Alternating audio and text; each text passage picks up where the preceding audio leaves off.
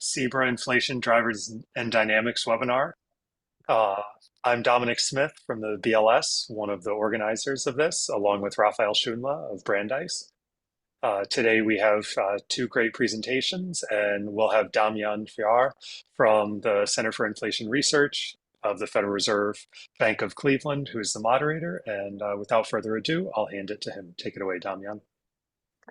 Thank you, Dominic. The topic of today's session is housing, and we will have two presentations. The first presentation will be on trend inflation matters, the very long-term effects of changes in trend inflation on mortgage debt. And the second presentation will be on fiscal stimulus payments, housing demand, and house price inflation. As usual, special thanks to the organizers, Raphael Schunla from Brandeis University, and Dominic Smith from the US Bureau of Labor Statistics. Regarding the format, the webinar is 45 minutes in total, with two presentations of approximately 15 minutes each and 10 to 15 minutes for Q&A at the end. Attendees do not have the option to switch on their audio or video, but are invited to write comments or questions in the Q&A space. Attendees can, of course, pose their questions during the presentations already and do not have to wait until the end of the presentation. The moderator will then select questions to be answered in the Q&A portion of the webinar, which is after the presentations. The webinar is also live streamed via the CEBRA YouTube channel, recorded and made available on the CEBRA website and CEBRA YouTube channel after the event. Before we start, also the disclaimer: participation in a CEBRA webinar does not constitute or imply an endorsement, recommendation, or favoring endorsement of views, opinions, products, or services of the Central Bank Research Association or any other participating institution, individual, or entity. All views expressed during a CEBRA or CEBRA co-hosted event are strictly those of the authors, discussants, and other participants, and not those of the CEBRA, the co-sponsoring institutions, or any other participating institution. Without further ado, let's introduce the speakers. The first speaker today will be Yuxi Yao from University of Nebraska-Lincoln. She will talk about trend inflation matters, the very long-term effects of changes in trend inflation on mortgage debt. And our second speaker will be Leming from University of Pittsburgh. He will be talking about fiscal stimulus payments, housing demand, and house price inflation. Yuxi? Yeah. You want to start? Yeah, thanks. Sharing. Can you see the slides? Okay. Thanks so much for having me. It is a great pleasure to share our work at CEBRA. So today we are going to talk about trend inflation matters, the very long-term effect of changes in trend inflation on mortgage debt. The recent changes in inflation have rekindled the discussion about inflation. And if we look into the history, there was one time when inflation was high and it fell to 2% and stayed there for like 2 decades. So here is the 5-year average inflation. As we can see, at the beginning of 1980s, it was like 8%. It fell to about 2% at 2000 and then stayed there before we see the large increase of inflation in recent years. At the same time, we see a rise in mortgage debt to GDP ratio.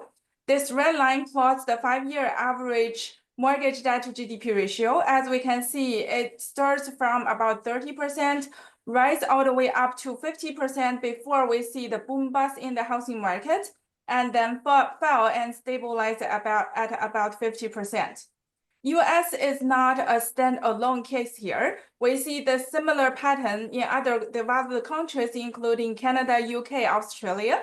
So inflation fell and that GDP ratio increased. So this co-movement leads us to think about what's the implication of inflation on households' borrowing decisions.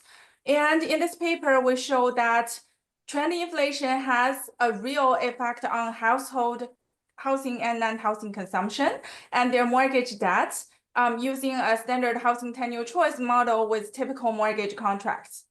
So the key mechanism is that when we go to the bank, ask for a mortgage loan, very likely we're going to get a mortgage contract written in nominal terms. So the mortgage rates, payments, amortization schedule are all written in nominal terms. Therefore, the path of real mortgage payments and real mortgage balance are going to be inflation dependent. Specifically, when inflation is high, the real mortgage payments are going to be front-loaded, and it's going to reduce the real loan balance over amortization. This higher initial mortgage payments tightens the credit constraint of young owners, which may lower their home ownership rate and distorts life cycle consumption over homeowners. So in other words, inflation is going to affect how the mortgage debt the mortgage debt burden spreads out over amortization. Let me use one example to illustrate how it works. Suppose we have a guy who's interested in getting a $200K worth of loan, and we are talking about the most popular mortgage contract, 30-year amortization mortgage with fixed interest. We also assume that mortgage interest depends on the risk-free interest, which is 2%, and the inflation. And we have two parallel universes. In the blue world, the inflation is constantly at 2%. So this guy's mortgage interest is going to be 4%. If we plug it in the annuity formula, we can see that this guy has to pay about $12,000 per year. What about the high inflation universe? In the high inflation universe, inflation is 8%. So the nominal mortgage rate is going to be 10%. And applying the annuity formula, we can see that the guy who lives in the high inflation environment has to pay about $22,000 per year. And that's the number he sees in his mortgage contract. That's the nominal values. What about the real values?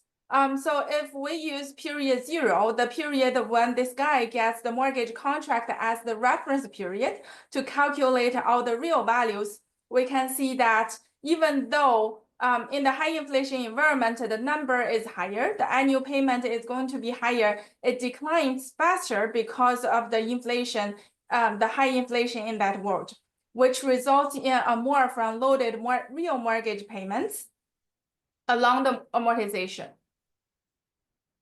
And if we believe people's real wage is inflation independent, so their real wage is not affected by inflation, in other words, their nominal wage growth with inflation perfectly, we can combine the mortgage payment we see with the wage of, say, an average worker, a worker who earns the average wage of his age. So we can calculate payment to income ratio. Suppose this guy wants to get a $200K worth of loan, and he lives in the high inflation environment. He's going to see an initial payment to income ratio of 45%.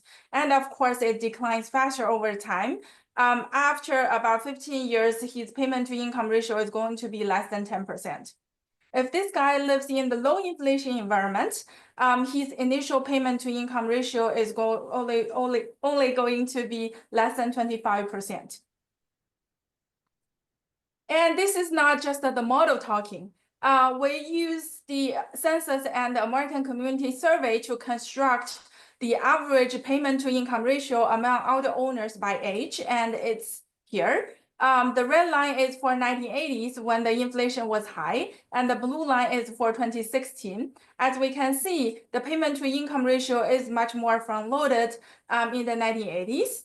And as mortgage is one type of committed consumption, this front-loaded mortgage payment to income ratio is going to affect households' non-housing consumption. And by no means this is the perfect comparison, because on the left-hand side, we have a guy, we trace a guy. But on the right-hand side, we have cross-sectional. But what we want to highlight here is in the 1980s, when refinancing cost is high, it is like front-loaded.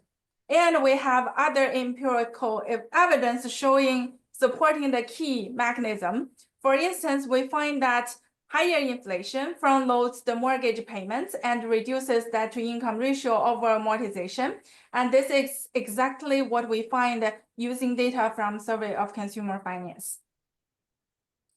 And the previous example illustrates the mechanical effects, but it is possible that households change their choice with respect to housing and mortgage debt when the payment to income ratio changes with inflation.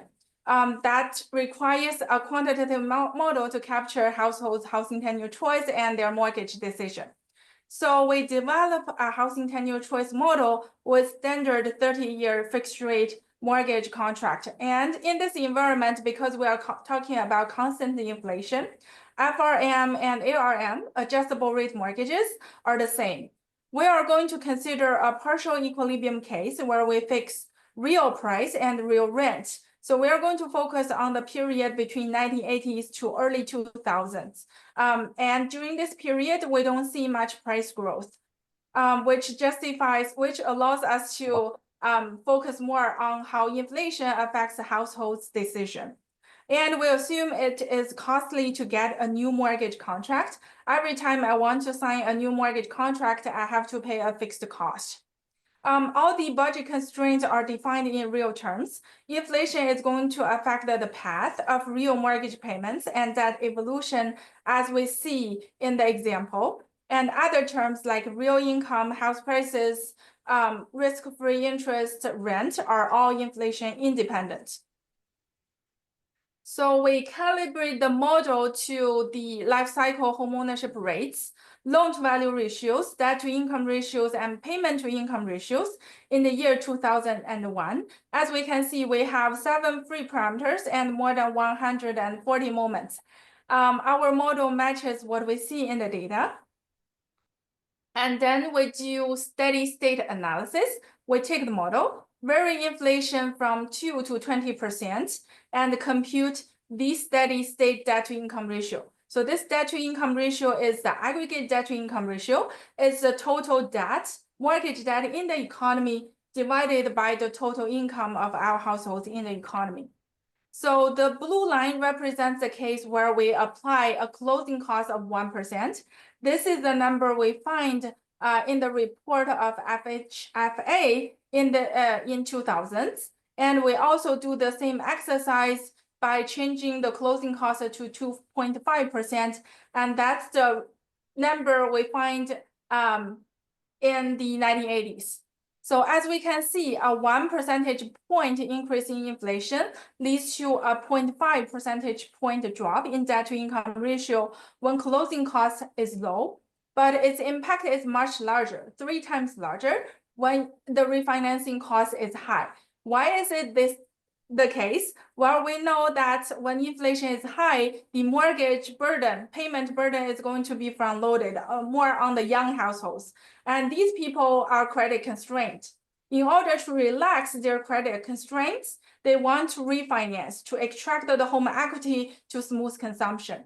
But when the closing cost is high, they don't want to do that because, well, it's costly.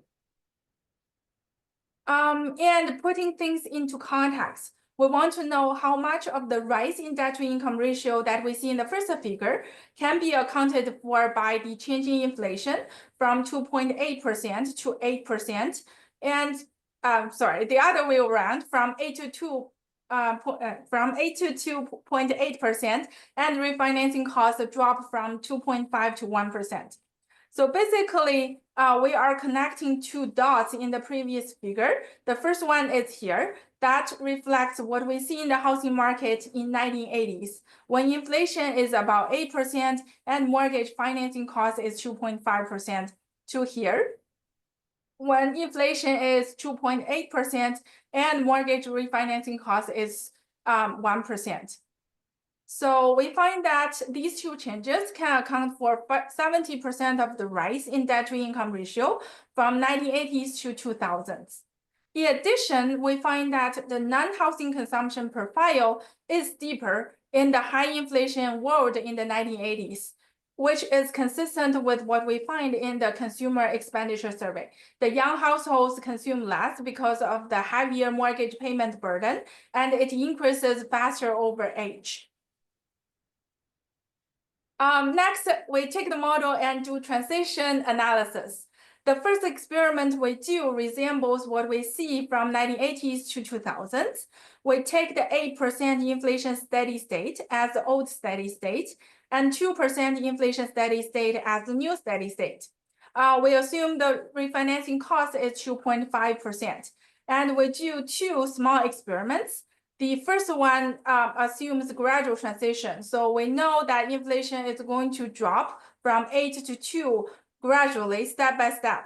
And we assume that along the transition, mortgage interest is tied to inflation, and when households tied to the inflation when households get their mortgage.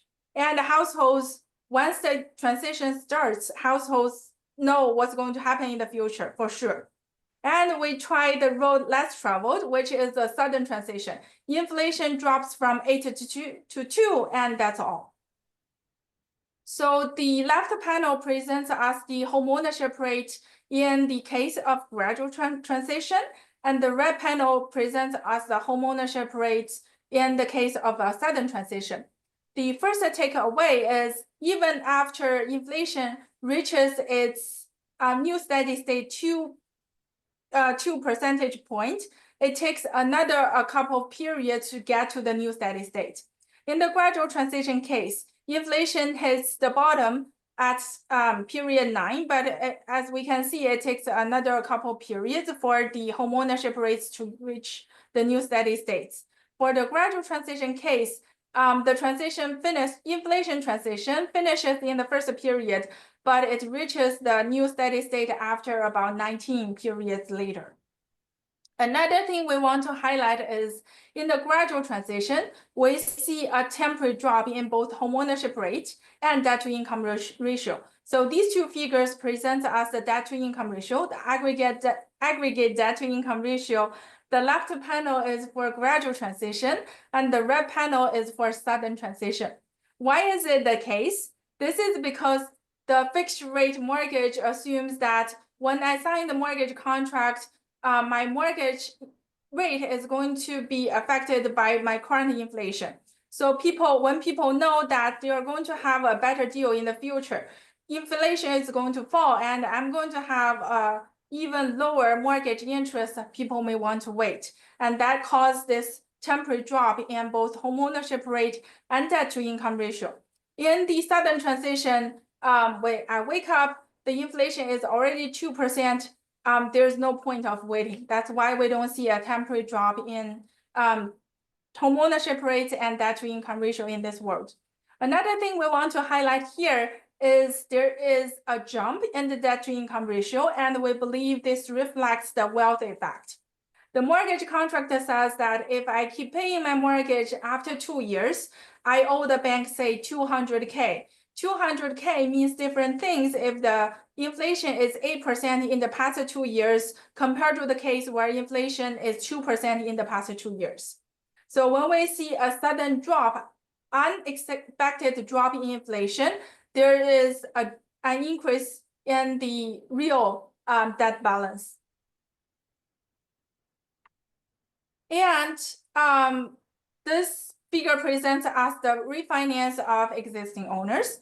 In the case of gradual transition, we see an increase in the fraction of owners who do refinance, and it lasts along the whole transition. This is because existing households are having two options. They can refinance right away, but they have a relatively higher mortgage rate compared to the case that they wait for a couple of years to do the refinance.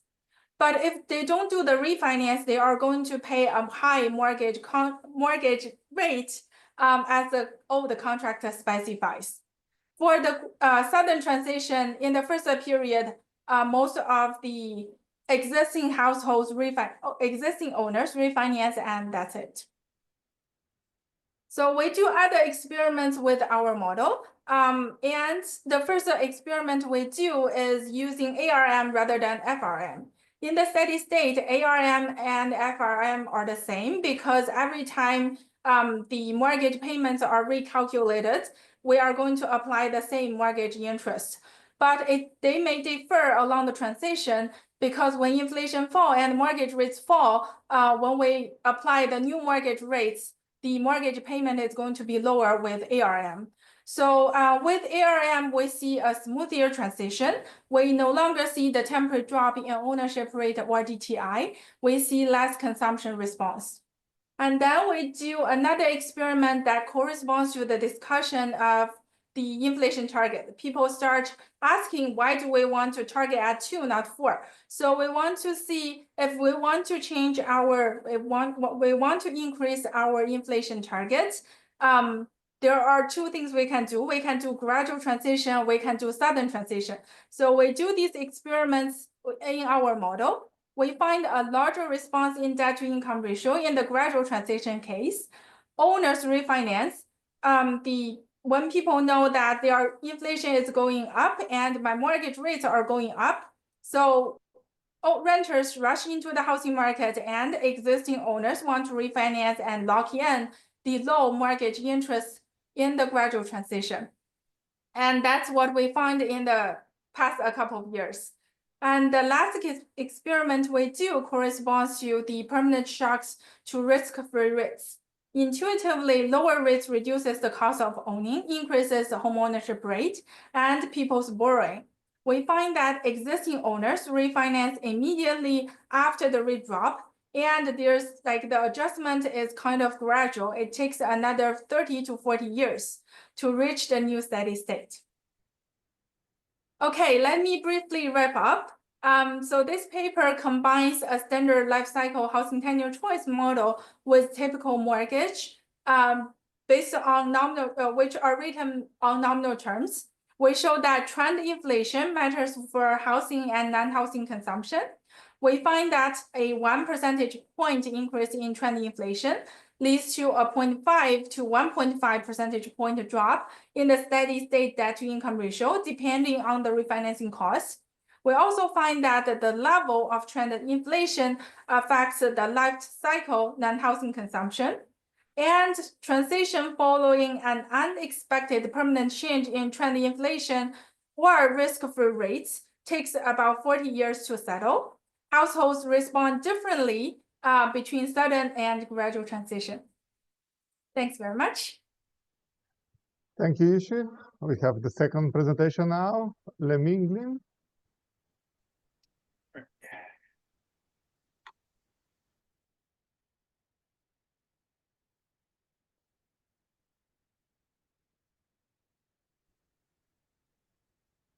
All right, can you see my slides? Okay, great. Thank you very much for the opportunity to share this work here. Thanks to Damjan and Dominic and Raphael for organizing this event. So today I'll be talking about the fiscal stimulus payments and the housing dynamics during the COVID pandemic. So the motivating fact is that, as we all know, there was a red-hot housing market in the middle of the COVID pandemic. If you look at the house price growth here, the house prices started to accelerate in 2020 and reaching the peak in the second half of 2021 at a level of almost 20% year-over-year house price growth rate. So the question is, what are the possible explanations of the housing boom? There has been a lot of work done in academia. Most of the focus is on the pandemic-driven remote work and population migration. Outside of academia, there has been discussions about lower interest rates, housing speculation, or the constraints on the supply side. But with all these possible explanations, I think it is still puzzling that we had a huge housing boom at a time when the economy was hit hard by the pandemic. We know millions of people lost their jobs or suffered substantial income losses, right? It's usually not the time people think about buying a house. But we all know one thing that's kind of pretty different about this crisis is the U.S. government provided really historic transfer payments to the U.S. households. And these payments not only offset the income losses of these households, they actually provide an income boost to a large swath of the population. So what this paper does is just to examine whether these pandemic stimulus and relief programs helped contributed to the housing boom. And this and then this investigation is useful not only for understanding the drivers of the recent housing boom, but also for understanding how the transfer payments affect consumers' behaviors. And more broadly and related to the theme of this series, it helps us to think about the impact of transfer payments on inflation as well. Let me just quickly summarize, give you some background information about the fiscal responses during the pandemic and the focus of this paper, which is going to be on the economic impact payments and expanded child tax credit. So this is a table from Christina Romer's Brookings paper summarizing the major components of the fiscal responses, and in total, over $5 trillion of these payments were provided to U.S. households and businesses and local governments. Because of these payments, the disposable personal income per capita increased from below $50,000 in 2019 to $53,000 in 2020, and further to $56,000 in 2021. And this increase is more pronounced for the bottom 50% of the income distribution. And they saw nearly 20% increase in their income from 2019 to 2021. Again, this paper is going to focus on the economic impact payments or stimulus checks and expanded child tax credits, which in total amount to more than $900 billion. Let me quickly give you a little bit more information on these 3 rounds of payments. So there were 3 rounds in total in March 2020, December 2020, and March 2021. And these payments are reduced for individuals with adjusted gross income greater than $75,000 or $150,000 for married couples filing a joint return. And if you think about the magnitude of these payments for a family of 4 with income below the threshold, they would be eligible for 11,400 EIPs, plus an additional 6,000 to 7,200 expanded child tax credits, half of which were distributed in 2021. Plus, for a small set of the population, additional $8,000 child and dependent care credit. Right? And then if you add all these together, this is very significant relative to the household savings and the typical down payment. For example, the median household owns only about $26,000 worth of non-retirement financial assets in 2019, and the typical down payment was around $14,000 at the beginning of 2020. So what are the potential channels through which these payments can affect housing demand? Obviously, we have the standard income effect, but because these payments are large, but they are transitory. So according to the standard permanent income models, they shouldn't have a large impact on permanent housing consumption. But we know housing is also, it's a very large durable goods. So there is a difference between housing expenditure and housing consumption. So the housing expenditure response can be large, even if the long-term housing consumption response is small. And in addition, perhaps more importantly, it can affect housing demand through the relaxation of borrowing constraints. There is a large literature emphasizing the importance of borrowing constraints in the housing market. And consistent with the importance of down payment constraints, according to the 2021 Redfin survey, stimulus checks are the second most common source of down payments, only second to the savings from regular income. And lastly, housing is also, has this dual role of being an investment asset and savings vehicle. So for households who want to save this additional income, they might choose housing as a potential asset to save these payments. in the interest of time, let me skip the literature. So the approach I take to try to shed light on this issue is empirical analysis of housing outcomes at both the MSA and household level, exploiting the variation in the amount of payments received by different MSAs and by households with different levels of income. So let me start by showing you some results at the MSA level. So this is the model I'm going to use to estimate the house price growth from 2019 to 2021 across MSAs. It's a very simple model. So dependent variable is the house price growth, and I'm going to regress that on the per capita stimulus payments in 2020 and 2021. And with an extensive list of control variables, including changes in other transfer payments and changes in non-transfer income and changes in unemployment rate, population size and population growth.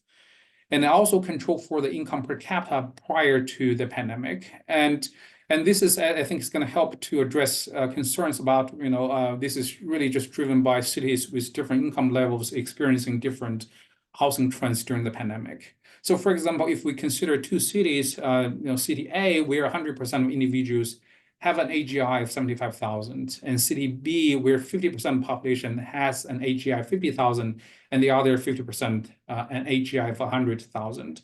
So in both cities have the same average AGI, but in city A, 100% of the population are eligible for the payments. And in B, only half of the population were eligible for the payments. Right. So if it's really about the payments rather than the average income levels, we should see a more pronounced house price growth in city A than B. Then in addition to these demographic and economic controls, I also control for the median house price levels prior to 2020, and then the pandemic-driven, the population migration and exposure to work from home, secondary home purchases and the housing trend, housing supply, and state fixed effects. So the results are going to show that there is a very significant and positive relationship between the per capita stimulus payments and house price growth during this 2-year window. In terms of the economic magnitude, the estimates show that a 10 percentage point increase in the share of population eligible for the full $3,200 permanent payments is associated with a 1 to 2% increase in house prices from 2019 to 2021. Or equivalently, given an average household size of 2.5, a 10 percentage point increase in the share of households eligible for $7,500 payments corresponds to a 1 to 2% increase in house prices. And if we extrapolate these cross-sectional estimates, they would imply a very large, substantial portion of the observed house price appreciation during this period can be explained by the stimulus payments. And the estimates, I think, are largely in line with the predictions from recent quantitative models on the impact of relaxation of LTV constraints or transfer payments on housing demand and housing prices. So the focus in the previous analysis is on the house price growth over the 2-year window. You might be curious about, when exactly the effects started to occur during that time frame. So what I do next is to examine the evolution of house prices at a higher frequency using monthly level data. So this is what the graph looks like. So this is very similar to before, except now the dependent variable is the change in house price growth. House price from December 2019 to each of the months during the 2-year window, right? So there isn't much going on really in 2020, and starting in 2021, you can see the house price started to sort of diverge between these different MSAs with different level of transfer payments, and the effect becomes statistically significant in the second half of 2021.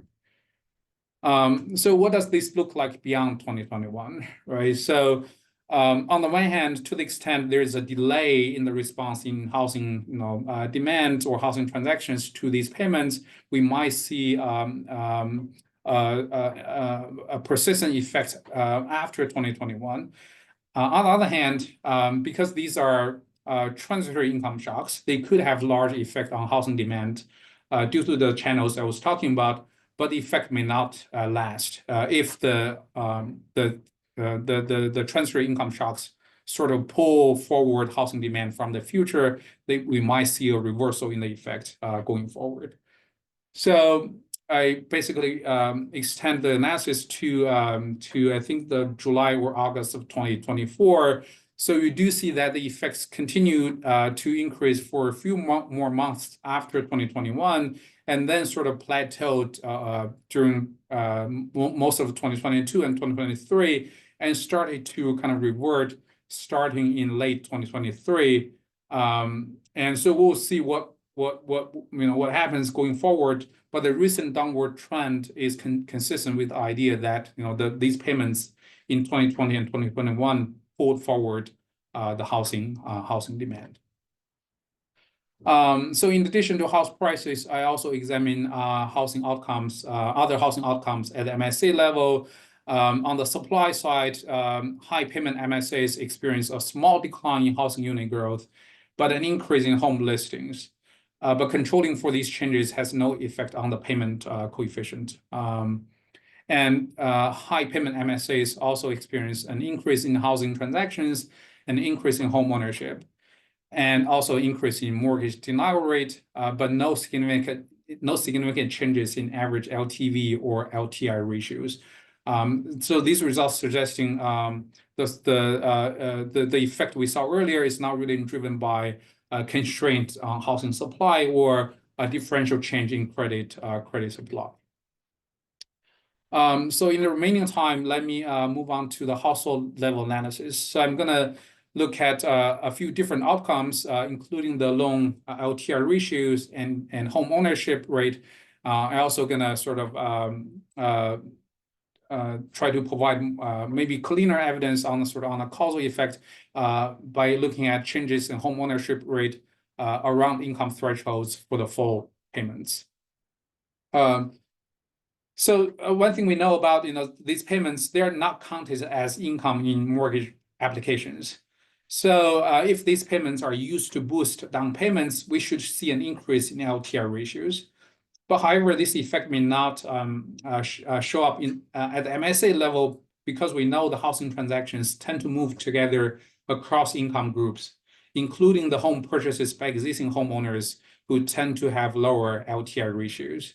So what I do is to move on to household level data and using HMDA data to examine the dynamics of LTI across different income households with different income levels. So this is what the results look like. So basically, relative to the top quintile, which is the line at the bottom, we see that borrowers in the lower income brackets experience a significant increase in their LTI ratios from 2019 to 2021. This is consistent with the down payment boosting the enabling households to take on a larger mortgage relative to their regular income. And next, examine the home ownership rate. One thing that has received a lot of attention during the COVID is not only the house prices, but the home ownership rate also increased during the pandemic, especially among minorities. And we know that minorities on average also receive a larger transfer payment because they generally have lower income. So one potential explanation of the increase in home ownership rate and the more pronounced increase among minorities is the transfer payments.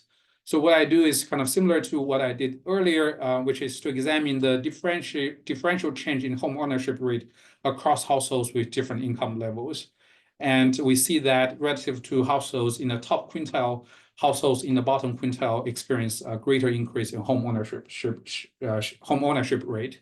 And this effect is more pronounced as we move down the income ladder. And this is, again, consistent with that the fixed payments provided a greater boost to the income and savings of these families with lower income. So the last thing I do is try to exploit the eligibility for the full payments by examining whether there's a kink in the home ownership and income relationship around income thresholds that determine the payment eligibility. So this, so basically a decline in the slope for incomes above the limit will suggest that the stimulus payments have possibly influenced a home ownership rate.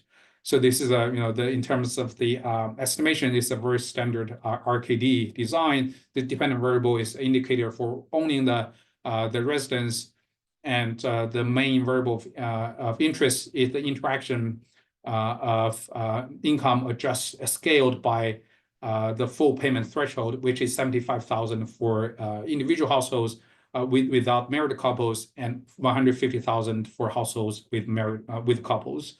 An indicator for whether these payments, the income exceeds the thresholds for the full payments or not.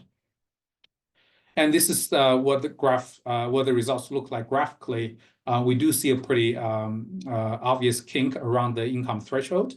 Below the threshold, we see a positive relationship between the home ownership rate and the income, as what you would expect. But above the income threshold, we see that flat relationship between income and home ownership rate. And this is what the results look like. So the estimates vary a little bit depending on the bandwidth I use for the estimation. If I use 10%, the effect is there, but it's marginally insignificant. As I increase the bandwidth to 12.5% or 15% or 75%, the results are consistent and become statistically significant. And in terms of economic magnitudes, compared to households with married couples with no kids and an income of $150,000, they would be eligible for $6,400 payments. Those with an income of $160,000 eligible for $1,600 payments. These households with higher income will exhibit a relative decline in home ownership rate by 0.8 to 1.9 percentage points, depending on the specification. And as a sort of falsification test, if I repeat the same analysis using the data from 2019 before the pandemic, we really don't see this effect across different bandwidths used. So let me wrap up. So the paper shows that greater stimulus payments of 2020-2021 are associated with an increase in house prices, housing transactions, and home ownership rates. And these estimates suggest that these transfer payments likely had a large stimulating effects on housing demand and contributed to the recent housing boom.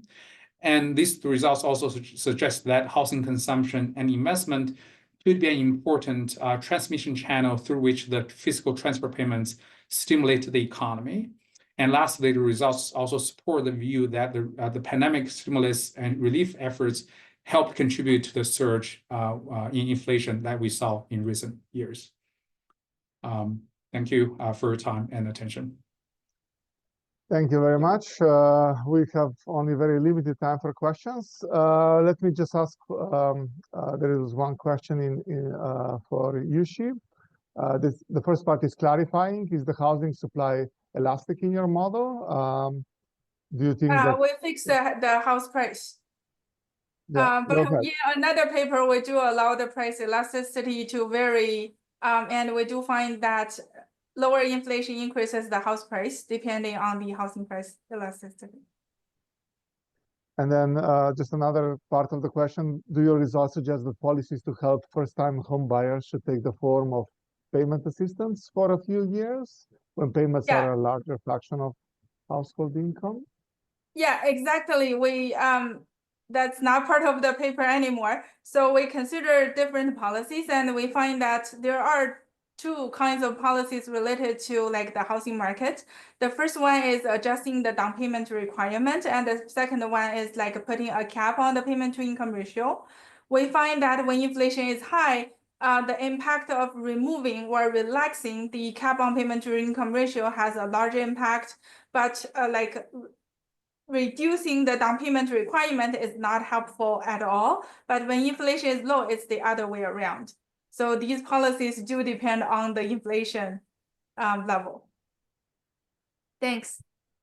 Thank you very much. Unfortunately, we don't have time for more questions, so we will have to stop here. Thank you so much, everyone, for participating in this webinar. Thank you. Thanks, everybody.